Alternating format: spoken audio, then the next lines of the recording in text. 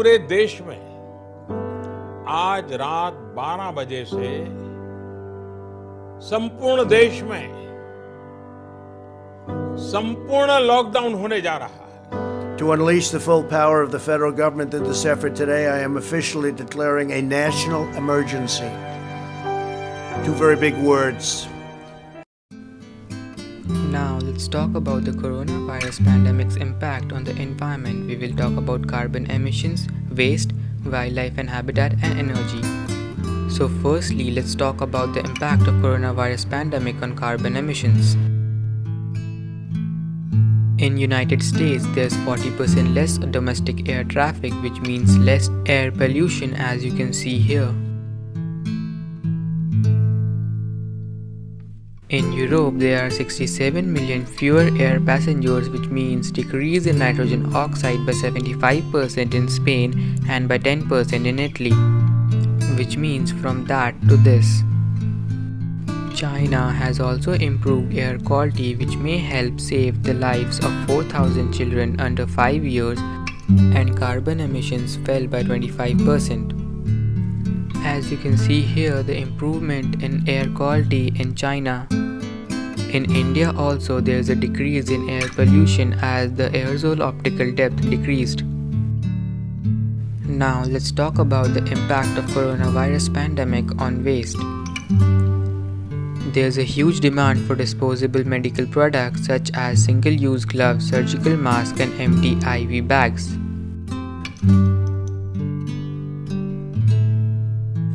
In Wuhan, the volume of medical waste is reported to have risen from 40 to 240 tons a day.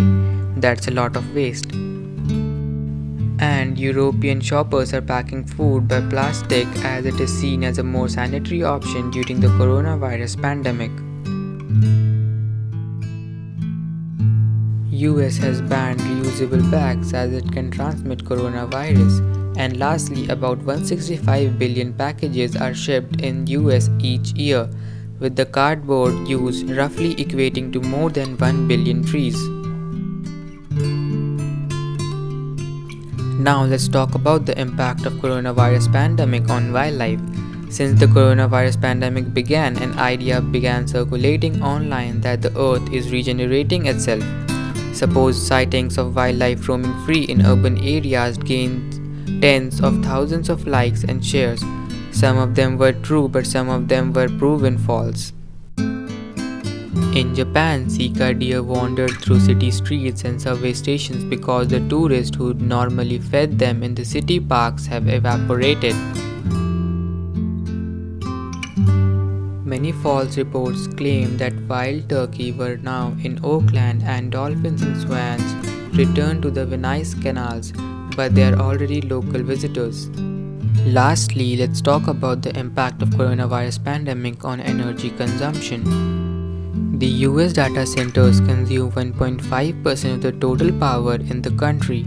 Italy had roughly 70% increase in broadband demand and France had 30% increase. Collectively, Europe experienced 40% increase in broadband connection, due to which a new world record of data throughput is set at Germany, which is 9.1 terabits per second. In South Korea, online gaming activity jumped 30% while streaming of content from anime sites has doubled. But data centers only contribute to 0.3% of world's carbon emissions and take up 1% of global energy demands. I hope you like this video. Now I will give my perspective on this coronavirus outbreak. Everything comes at a cost, and this cleaner environment is nothing less. Our freedom is not only the cost for cleaner air and water. The accumulation of tons of medical waste is also a cost. This pandemic has resulted in a cleaner air and water, but what about the biohazardous waste coming from hospitals and clinics? Everything is connected to each other, may it be air, water or land. So from this, I conclude that this pandemic is not so effective for our environment, as from the one side it's helping our environment, but from the other side we are paying cost as biohazardous waste that is equally polluting our environment. Now I would like to quote my own thoughts on it. This pandemic came as a big shock. We needed time to adjust. Everyone started seeing it as a disgust. Humanity started to distrust. It came as a curse. We were bound to see the nurse. People were in isolation, but our environment was in a state of regeneration. So for me, this pandemic is neither a bane nor a boon. It's just how we see it. Thank you.